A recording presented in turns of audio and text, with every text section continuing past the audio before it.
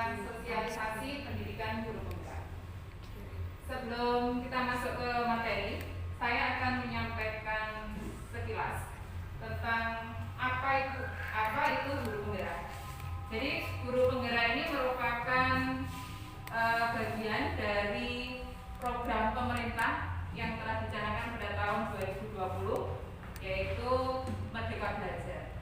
Merdeka Belajar yang dicanangkan oleh Mas Menteri kita itu terdiri dari 5 episode.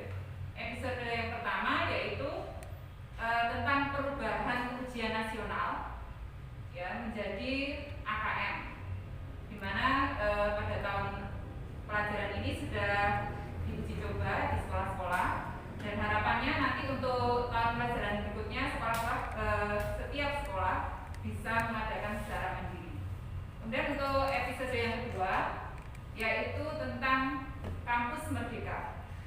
Kampus Merdeka ini diharapkan nanti setiap perguruan tinggi mereka bisa memberikan pembelajaran dengan sesuai otonomi setiap perguruan tinggi. Yang ketiga yaitu tentang kebijakan pemerintah untuk bantuan operasional sekolah. Kemudian yang keempat, episode yang keempat yaitu tentang organisasi penggerak. Dan yang kelima yang saat ini sedang kami jalani yaitu program guru penggerak. Dari program guru penggerak ini diharapkan nanti apabila kami sudah menyelesaikan pendidikan, kami para guru penggerak nanti diharapkan bisa menjadi ujung tombak perubahan pendidikan yang ada di Indonesia. Kami bisa menjadi agen-agen perubahan pendidikan. Nah, sebenarnya apa yang ingin dicapai atau tujuan apa yang ingin dicapai dalam Merdeka Belajar? Dalam Merdeka Belajar nanti diharapkan kita bisa menghasilkan profil pelajar Pancasila. Apa itu profil pelajar Pancasila? Nanti bisa kita lihat pada materi. Baiklah, Bapak Ibu, kami telah mengikuti pendidikan guru penggerak selama kurang lebih 2 bulan. Dalam kurun waktu 2 bulan ini kami sudah mempelajari paket modul 1 yang terdiri dari modul 1.1 refleksi filosofi pendidikan Indonesia Belajar di Mantoro, modul 1.2 nilai dan peran guru penggerak, modul 1.3 visi guru penggerak, dan modul 1.4 budaya positif. Kita masuk pada modul 1.1 yaitu refleksi filosofi pendidikan Indonesia Belajar menurut Ki Hajar Dewantara. Asas pendidikan menurut Ki Hajar Dewantara. Pendidikan adalah tempat persemaian benih-benih kebudayaan dalam masyarakat. Ki Hajar Dewantara meyakini bahwa untuk menciptakan manusia yang beradab itu kunci utamanya adalah pendidikan. Pendidikan itu adalah tempat ruang berlatih atau tempat tumbuhnya nilai-nilai kemanusiaan yang dilaksanakan secara terus-menerus dan bisa diwariskan. Kemudian dasar-dasar pendidikan. Menurut Ki Hajar Dewantara, maksud pendidikan itu adalah menuntun segala kodrat yang ada pada anak-anak agar mereka dapat mencapai keselamatan dan kebahagiaan yang setinggi-tingginya, baik sebagai manusia maupun sebagai anggota masyarakat. Kata kuncinya di sini adalah menuntun. Kita sebagai pendidik di sini tugasnya adalah menuntun. Kita mengarahkan, memberikan bantuan kepada anak agar para peserta didik kita itu bisa tumbuh, bisa berkembang sesuai dengan kodrat yang ada pada dirinya, sesuai dengan bakatnya masing-masing. Jadi fokusnya di sini adalah anak. Nah, hal yang terpenting dalam menuntun ini adalah kita harus punya rasa percaya. Kita harus percaya, kita harus yakin bahwa para peserta didik kita ini suatu saat mereka nanti bisa berkembang, mereka bisa tumbuh sesuai dengan bakat yang mereka miliki dengan jalannya masing-masing. Jadi kita harus percaya bahwa suatu saat nanti para anak didik kita ini akan mencapai keselamatan dan kebahagiaannya sesuai dengan jalan mampu sesuai dengan bakatnya masing-masing. Nah, di dalam menuntun para peserta didik ini, ya, Ki Hajar Dewantara mengibaratkan pendidik itu sebagai seorang petani, sedangkan peserta didik diibaratkan sebagai biji tumbuhan yang disemai dan ditanam oleh petani tersebut. Jadi biji tumbuhan di sini maksudnya adalah para peserta didik. Mereka nanti bisa tumbuh dengan baik, mereka bisa tumbuh secara optimal apabila nanti mereka ditempatkan di lahan yang subur, mereka dirawat dengan baik, diberi pengairan yang cukup, mendapatkan sinar matahari yang cukup, maka nanti biji tumbuhan ini nanti akan tumbuh dengan optimal. Sebaliknya, apabila biji tumbuhan ini tidak kita rawat, tidak kita tanam pada lahan yang subur, tidak kita beri pencahayaan yang cukup, maka mereka nanti tidak bisa tumbuh dengan optimal. Nah, disinilah tugas kita sebagai pendidik, bagaimana nanti agar para peserta didik kita itu bisa berkembang dengan baik, mereka bisa tumbuh berdasarkan bakat yang mereka miliki. Ini PR bagi kita. Kita harus pandai-pandai mengeksplor, ya, mencari sebenarnya apa toh bakat dari si A, si B dan seterusnya, agar mereka nanti benar-benar bisa berkembang sesuai bakat yang mereka miliki. Nah, yang berikutnya, kodrat alam dan kodrat zaman. Pendidikan anak berhubungan dengan kodrat alam dan kodrat zaman. Kodrat alam berkaitan dengan sifat dan bentuk lingkungan di mana anak berada, sedangkan kodrat zaman berkaitan dengan isi dan irama. Jadi di sini maksudnya dalam mendidik anak ini harus disesuaikan dengan kodrat alam dan kodrat zaman. Kodrat alam itu bakat yang sudah ada pada diri anak, bakat yang sudah dimiliki, yang disesuaikan dengan lingkungan di mana mereka berada, dan harus disesuaikan dengan perkembangan zaman saat ini. Misalnya pada saat ini kita sudah berada di zaman ini ya, ada yang menyebutnya zaman milenial, revolusi 4.0, atau ada yang menyebutnya ini abad ke-21. Maka anak-anak kita ini harus kita bekali dengan keterampilan abad 21 agar mereka tidak ketinggalan zaman, agar mereka bisa mengikuti perkembangan zaman. Dan untuk kita masuk ke modul 1.2, yaitu nilai dan peran guru penggerak. Nah, tadi di depan saya singgung tentang profil pelajar Pancasila. Nah, profil pelajar Pancasila ini merupakan tujuan yang ingin dicapai dari Merdeka Belajar. Di sini terdiri dari 6 dimensi. Yang pertama, beriman, bertakwa kepada Tuhan Yang Maha Esa, dan berakhlak mulia. Jadi di sini para peserta didik kita ini diharapkan mereka mampu melaksanakan nilai-nilai sesuai dengan agama dan kepercayaan yang dianutnya. Ini menunjukkan religiusnya. Kemudian yang dimensi yang kedua, berkebinekaan global. Para peserta didik diharapkan mereka menjadi anak yang berbudaya. Mereka mempunyai jati diri yang matang. Mereka diharapkan bisa menghargai, bisa menghormati dengan perbedaan yang ada. Kemudian yang ketiga, yaitu bergotong royong. Para anak-anak kita harapkan mereka bisa saling kerjasama, berkolaborasi dalam satu tim. Ya, ini perlu kita pahamkan pada mereka bahwa kita ini sebagai makhluk sosial, kita tidak bisa hidup sendiri. Kita pasti membutuhkan orang lain.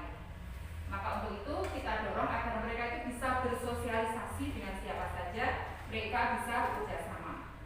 Ketika mereka nanti mampu bergotong royong, bisa bekerja sama dengan siapa saja, ini adalah modal yang penting di dunia pekerjaan di masa depan. Kemudian yang berikutnya kreatif. Di sini para murid diharapkan mereka bisa berinovasi, mereka bisa berkarya. Kemudian dimensi yang berikutnya yaitu bernalar kritis. Para anak diharapkan mampu untuk memecahkan masalah, ya,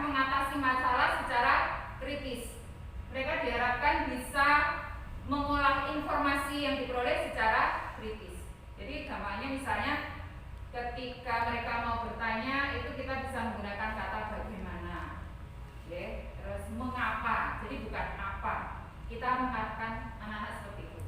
Dan yang terakhir adalah mandiri. Mereka bisa melakukan segala sesuatu di atas kakinya sendiri. Mereka bisa melaksanakan pembelajaran secara mandiri. Nah, untuk mencapai profil pelajar Pancasila tadi, maka ada nilai-nilai yang harus dimiliki oleh guru. Yang pertama yaitu mandiri. Guru harus mandiri. Guru harus punya inisiatif untuk melakukan suatu aksi dan bisa mempertanggungjawabkan aksi atau perbuatan yang telah dilaksanakan. Yang kedua yaitu reflektif. Guru mampu merefleksi pengalaman-pengalaman yang ada di sekitarnya, pengalaman yang sudah dilalui. Misalnya di sini kalau kita ini dalam pembelajaran, kita bisa melakukan refleksi pembelajaran, bisa kita lakukan dengan peserta didik, dengan teman sejawat, atau mungkin dengan atasan. Dengan peserta didik bagaimana? Misalnya setelah pembelajaran, kita tanyakan kepada anak-anak, bagaimana perasaan kalian setelah pembelajaran hari ini? Apakah kalian merasa senang, ataukah kalian merasa pusing, dan sebagainya. Dengan teman sejawat juga bisa juga ya kita menanyakan, tadi saya melaksanakan pembelajaran dengan metode ini, dan seterusnya. Nanti teman akan memberikan masukan dan seterusnya. Nilai yang berikutnya yaitu kolaboratif. Diharapkan guru itu mempunyai nilai kolaboratif. Mereka mampu bekerja sama dengan semua warga sekolah yang ada di sekolah ini, tempat kita bekerja. Yang berikutnya yaitu inovatif. Guru harus memiliki nilai inovatif, yaitu mereka memiliki nilai-nilai atau gagasan-gagasan baru terkait dengan sesuatu yang ada di sekitarnya. Jadi misalnya mereka bisa memecahkan suatu masalah, ya, harus punya ide-ide yang baru. Yang terakhir yaitu berpihak pada murid. Pembelajaran yang kita laksanakan di sekolah, yang kita laksanakan di kelas, ini harus berpihak pada murid, harus berpihak pada kepentingan murid. Jadi ketika kita mengadakan pembelajaran di kelas, ini harus disesuaikan dengan kondisi siswa, dengan latar belakang mereka. Jadi tidak fokus kepada kita harus manut seperti ini, tapi kita juga harus menyesuaikan dengan latar belakang mereka. Kemudian untuk peran guru penggerak, menjadi pemimpin pembelajaran. Menjadi pemimpin pembelajaran dalam hal ini ada kaitannya dengan kurikulum. Jadi misalnya di dalam kelas, ya, di dalam kelas kita itu berhak menentukan nanti untuk hari ini pembelajaran matematika misalnya kita akan menggunakan metode apa. Itu merupakan hak kita sebagai guru di kelas. Tapi jangan lupa tetap harus menyesuaikan dengan kondisi siswa. Kemudian berikutnya menggerakkan komunitas praktisi. Kita harus aktif ya dalam komunitas praktisi. Misalnya di sini wadah kita yaitu di KKG untuk guru kelas. Kita harus aktif di sini karena itu merupakan wadah sebagai tempat untuk saling tukar pengalaman, ya, tukar ilmu. Saya kira ini banyak manfaatnya. Kemudian menjadi coach bagi guru lain. Ketika seorang guru itu memiliki informasi baru, memiliki ilmu baru, ya, dia harus bisa menyampaikan, menularkan kepada teman yang lain. Ya. Kemudian kita bisa saling tukar pengalaman yang lain. Ya, ini menjadi coach bagi guru lain. Yang keempat, mendorong kolaborasi antar guru. Kita harus bisa mendorong kolaborasi antar guru dengan teman sejawat. Ya, kita harus bisa mengajak teman yang lain, ayo kita berkolaborasi bagaimana agar pembelajaran yang kita buat nanti bisa menyenangkan, ya, bisa mengenai sasaran, bisa sesuai dengan ini, berpusat pada siswa. Dan yang terakhir, mewujudkan kepemimpinan murid. Di sini maksudnya anak nanti bisa menjadi anak yang mandiri, anak yang merdeka. Contoh yang sederhana misalnya kepemimpinan ini, misalkan setiap pagi anak-anak kita disuruh untuk memimpin doa secara bergantian. Itu termasuk cara untuk mewujudkan kepemimpinan murid. Itu contoh yang paling sederhana. Nah, sekarang masuk ke modul 1.3. Visi guru penggerak. Visi di sini merupakan suatu kalimat, ya, di mana di dalamnya itu terdapat suatu tujuan atau cita-cita yang ingin dicapai. Nah, untuk visi guru penggerak di sini, saya mempunyai visi mewujudkan generasi unggul dan bermartabat sesuai profil pelajar Pancasila. Ini yang dimaksud dengan visi. Nah, untuk mewujudkan visi, kita tentunya membutuhkan kerjasama, kolaborasi dengan berbagai pihak. Tidak bisa kita mewujudkan visi ini sendiri. Ya, jadi kita bisa berkolaborasi dengan teman sejawat, dengan atasan, ya, mungkin dengan ini komite sekolah, wali murid, dan seterusnya. Kita masuk yang modul terakhir, yaitu modul 1.4, budaya positif. Apa itu budaya positif?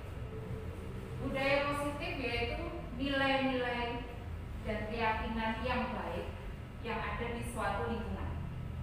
Kalau misalnya budaya positif sekolah, berarti ya nilai-nilai atau keyakinan yang sudah dilaksanakan dalam jangka waktu yang lama di sekolah.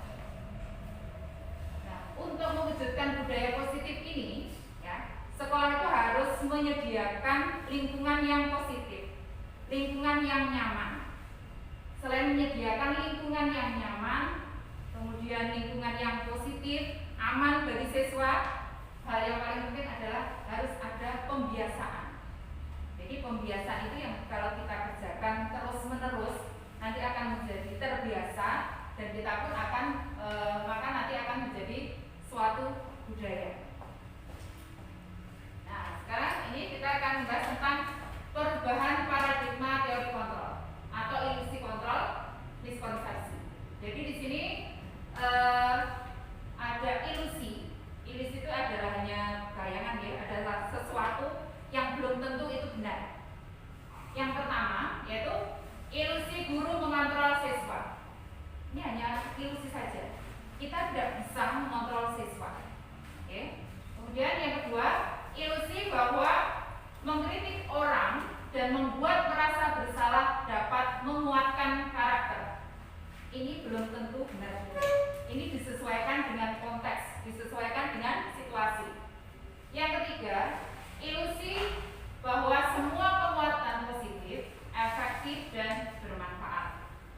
Yang terakhir, ilusi bahwa orang dewasa memiliki hak untuk memaksa. Ini tidak dibenarkan.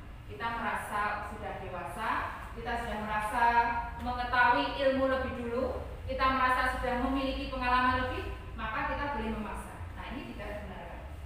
Sekarang kita masuk pada ini, teori, hubungannya dengan teori. Bisakah kita mengontrol seseorang? Nah, di sini ada dua tabel. Yang pertama yaitu stimulus, ya, stimulus respon. Kemudian yang kedua adalah teori kontrol. Yang pertama, kita mencoba mengubah orang agar berpandangan sama dengan kita. Itu stimulus responnya. Kalau menurut teori kontrol bagaimana? Kita berusaha memahami pandangan orang lain. Jadi kita tidak bisa mengubah orang lain biar sesuai dengan kita, tidak bisa. Tapi yang harus kita lakukan adalah kita berusaha memahami pandangan orang lain. Jadi si A berbuat seperti ini, kenapa? Ini kita berusaha memahami. Kemudian perilaku buruk dilihat sebagai suatu kesalahan. Ini stimulus respon. Kalau menurut teori kontrol, semua perilaku mempunyai tujuan. Jadi misalnya, jika seorang anak melakukan kesalahan, kita tidak bisa langsung menuduh, mengatakan bahwa si A ini sedang melakukan kesalahan. Ya, kita tanya dulu. Misalnya si A datang terlambat, ya, kenapa murid datang terlambat? Kita tanya dulu, alasannya apa? Oh, ternyata dia tidak ada yang mengantar dikarenakan orang tuanya sedang sakit dan seterusnya. Jadi dalam teori kontrol itu dipahami bahwa semua perilaku itu pasti mempunyai tujuan. Entah itu perilaku baik atau buruk, itu pasti ada tujuan, ada alasannya. Jadi ketika anak-anak melakukan kesalahan harus kita tanya dulu, kita tidak langsung menuduh dia seperti ini. Dan yang ketiga, orang lain bisa mengontrol saya. Ini tidak bisa. Berdasarkan teori kontrol, hanya Anda yang bisa mengontrol diri Anda. Jadi orang lain tidak bisa mengontrol kita, ya, tidak bisa mengontrol saya. Yang bisa mengontrol diri saya ya adalah diri saya sendiri. Jadi gitu. Mereka itu hanya hanya memberikan pengaruh di luar saja, tapi nanti yang berhak menentukan adalah diri kita sendiri. Saya bisa mengontrol orang lain. Menurut teori kontrol, Anda tidak bisa mengontrol orang lain. Ini hampir sama dengan yang di atas. Kemudian pemaksaan ada pada saat bujukan gagal. Kalau menurut teori kontrol, kolaborasi dan konsensus menciptakan pilihan-pilihan baru. Jadi pemaksaan itu ada pada saat bujukan gagal, ini belum tentu benar. Kemudian yang terakhir, model berpikir menang atau kalah. Tidak ada model berpikir nanti akan menang atau kalah. Kalau berdasarkan teori kontrol adalah model berpikir menang-menang, win-win solution. Setiap masalah pasti ada solusinya. Nah, sekarang ada ini disiplin. Kita akan bahas disiplin. Ketika kita membahas kata disiplin, apa yang terbesit pada diri Bapak Ibu? Mungkin Pak Komari, disiplin itu mungkin ada dalam pikiran Anda apa? Kalau saya mengucapkan disiplin, bagaimana? Tepat waktu, ya mungkin mematuhi peraturan, ya tata tertib, ya mari tata tertib. Oke, misalnya ini ya disiplin. Ini contohnya, misalnya disiplin mematuhi protokol kesehatan selama pandemi ini. Harus memakai masker, jaga jarak dan sebagainya. Ini contohnya. Terus kemudian, ketika kita berada di jalan raya, kita harus mematuhi tata tertib yang ketika kita di jalan raya, yaitu ketika berkendara harus memakai helm. Nah, disiplin ini dimaknai bahwa seseorang itu melakukan suatu hal kepada orang lain untuk dalam arti untuk mematuhi sesuatu. Oke, jadi ini ada hubungannya dengan tata tertib atau untuk mematuhi peraturan. Nah, terkadang ketika kita melaksanakan disiplin, kita itu merasa tidak nyaman atau merasa seperti bagaimana sesuatu hal yang membuat kita membuat yang tidak nyaman tadi. Nah, sekarang ini kita masuk ke teori motivasi perilaku manusia. Jadi seseorang melakukan suatu perbuatan, mereka berperilaku itu berdasarkan alasannya ada 3. Yang pertama, untuk menghindari ketidaknyamanan atau hukuman. Ya, misalnya anak datang ke sekolah, dia harus pakai baju seragam lengkap, pakai topi, pakai dasi, pakai ikat pinggang dan seterusnya. Kenapa dia melakukan itu? Karena dia takut nanti kalau ditegur oleh guru. Karena takut nanti kalau akan mendapat sanksi atau hukuman. Nah, jadi kalau sikap seperti ini ya berarti untuk menghindari ketidaknyamanan atau hukuman. Berarti dalam diri anak itu ketika dia melakukan disiplin, ini masih menggunakan motivasi eksternal dari luar. Saya kalau tidak pakai baju lengkap, nanti saya akan ditegur oleh guru, nanti saya akan diejek teman mungkin, atau saya akan mendapat sanksi dan seterusnya. Kemudian yang teori kedua yaitu untuk mendapatkan imbalan dari orang lain. Anak mengerjakan tugas, misalnya aku harus mengerjakan tugas. Nah, nanti kalau saya mengerjakan tugas, saya akan mendapatkan nilai. Nah, ini termasuk motivasi eksternal. Harapannya bagaimana? Ketika anak mengerjakan tugas, ini harapannya ya, tapi ini masih mungkin sulit untuk meraih yang ini.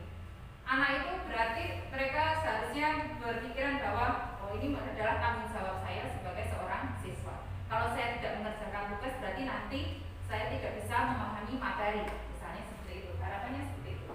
Nah, yang terakhir, untuk menjadi orang yang mereka inginkan dan menghargai diri sendiri dengan nilai-nilai yang mereka inginkan. Nah, harapannya yang terakhir ini, motivasi motivasi internal.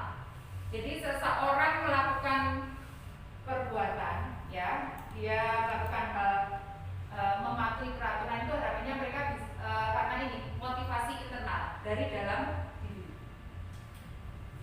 Nah sekarang kita sebagai pendidik, bagaimana cara kita menerapkan disiplin positif ini? Di sini ada 5 posisi kontrol kita sebagai guru atau sebagai orang tua ketika menghadapi anak yang melakukan kesalahan. Yang pertama yaitu penghukum. Jadi ketika anak melakukan, kita anggap dia sudah melanggar atau melakukan kesalahan, kita langsung memberikan sanksi kepada dia, langsung menghukum dia.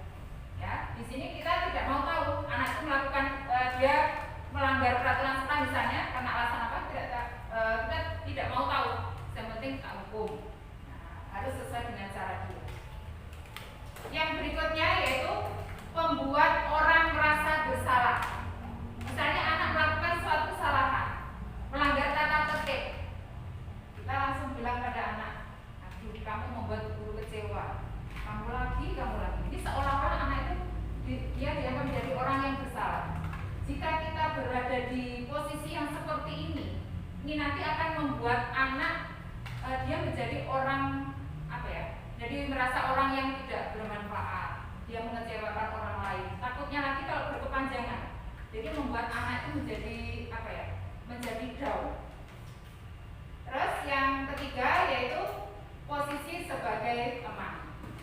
Posisi sebagai teman, misalnya si anak melakukan kesalahan, kita dengan bahasa yang santai, kita mendekati anak. Kenapa kamu, misalnya dia melanggar, oh ya udah enggak apa-apa, ini satu kali. Ya, dalam posisi teman ini bisa berakibat positif, bisa berakibat negatif. Positifnya apa? Hubungan kita dengan anak terjalin baik. Anak terjalin baik. Kemudian kalau negatifnya apa? Saat dia melakukan kesalahan yang kedua kali dan kita tidak melindungi dia, anak itu menjadi kecewa. Ya, dia guru kok seperti itu toh, guru kok tidak membantu saya lagi toh. Nah, seperti itu. Posisi yang keempat yaitu sebagai pemantau atau monitor. Kita tidak seperti ini, berbeda dengan penghukum ya. Kalau penghukum itu cenderung ketika anak melakukan kesalahan kita sudah dengan nada yang tinggi, kemudian wajah kita yang mungkin kurang bersahabat. Kalau pemantau ini tidak. Ini tidak seperti yang menghukum, tapi kita hanya mengamati. Oh, si A dia sudah tidak ini pakai sepatu warna hitam hari ini, besok lagi dia mempunyai data, mempunyai catatan-catatan. Jadi saat anak melakukan kesalahan, dia tidak seperti si penghukum, dia cuma bilang kamu tahu sanksinya apa, langsung seperti itu. Jadi nadanya lebih datar. Nah, yang terakhir yang ini. Diharapkan kita bisa berada di posisi yang terakhir ini, yaitu sebagai manajer. Dalam posisi manajer ini kita bisa menjadi pemantau, bisa juga menjadi teman. Jadi saat anak melakukan suatu kesalahan, ya, kita ajak berkomunikasi kepada anak. Kita tanya dulu, apa alasannya dia melanggar peraturan misalnya. Kemudian kita ajak bersama-sama untuk menemukan solusinya. Kalau kamu sudah ada melakukan seperti ini, kira-kira solusinya apa? Kita ajak berbicara, berkomunikasi. Nah, sekarang ini bagaimana cara kita mengatasi siswa yang sedang melakukan kesalahan? Di sini ada teori segitiga restitusi. Jadi restitusi ini adalah suatu cara bagaimana kita mengarahkan anak, bagaimana kita mengajak anak agar mereka bisa mencari solusi dari masalah yang sedang dihadapi. Ada 3 di sini, 3 hal penting. Yang pertama yaitu menstabilkan identitas, kemudian validasi tindakan yang salah, dan yang terakhir menanyakan keyakinan. Jadi saat anak melakukan kesalahan, ya, tahap yang awal yaitu menstabilkan identitas. Kita bisa sampaikan kepada anak bahwa setiap orang pasti pernah melakukan kesalahan.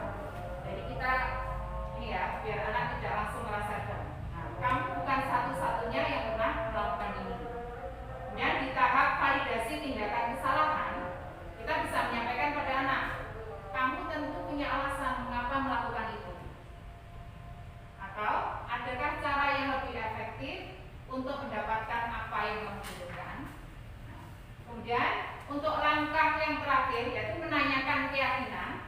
Kita bisa menanyakan ini pada anak. Keyakinan kelas apa yang telah kita sepakati? Kamu masih ingat tidak? Misalnya kalau si anak tidak mengerjakan tugas, kita sudah sepakat nanti jika tidak mengerjakan tugas berapa kali harus bagaimana. Ini kita ingatkan kembali. Terus kamu ingin menjadi orang yang seperti apa? Nah ini di langkah yang terakhir. Nah demikian tadi Bapak Ibu ya paparan saya ya tentang modul 1 yang telah kami pelajari selama kurang lebih 2 bulan. Semoga yang saya sampaikan ini bermanfaat. Mohon maaf apabila ada kekurangan. Billahi taufiq wal hidayah. Wassalamualaikum